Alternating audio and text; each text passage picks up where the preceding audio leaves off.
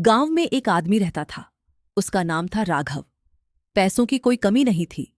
बड़ा घर, गाड़ी, दुकान, सब कुछ था। लेकिन उसके अंदर इंसानियत बिल्कुल नहीं थी। वो अपने बूढ़े पिता को बोझ समझता था।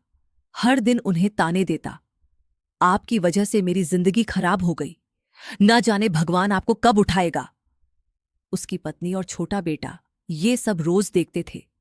एक दिन ठंड बहुत ज्यादा थी।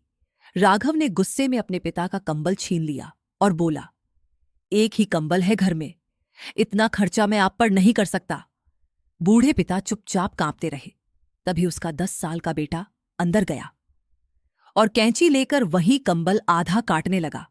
राघव चिल्लाया, पागल हो गया है क्या? बेटा मासूमियत से बोला, नहीं पापा, आधा दादाजी के लिए और आधा मैंने आपके बुढ़ापे के लिए संभाल कर रखा है। ये सुनते ही राघव के पैरों तले जमीन खिसक गई। उसे पहली बार एहसास हुआ कि बच्चे सुनते कम हैं, सीखते ज्यादा हैं।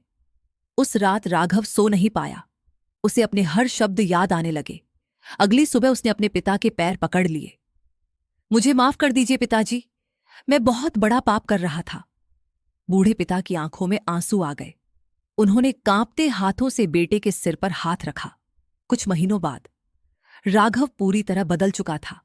अब वो अपने पिता को खुद खाना खिलाता, दवा देता और हर जगह साथ लेकर जाता।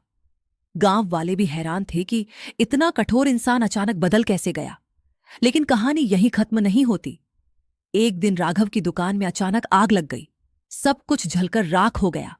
लोग सोच रहे थे, अब ये आदमी फिर से गुस्सैल बन जाएगा। लेकिन राघव शांत था। उसने सिर्फ इतना कहा, शायद ये मेरे पुराने कर्मों का हिसाब था। भगवान ने मुझे पहले ही सुधारने का मौका दे दिया। धीरे धीरे उसकी जिंदगी फिर पटरी पर आने लगी। लेकिन इस बार उसके पास सिर्फ पैसा नहीं था, लोगों की इज्जत और दुआएं भी थीं। और कहते हैं, कर्म कभी खत्म नहीं होते, वो लौट कर जरूर आते हैं, या सजा बनकर या आशीर्वाद बनकर। आज आप जो दूसरों के साथ कर रहे हो, कल वही आपके पास लौट कर आएगा।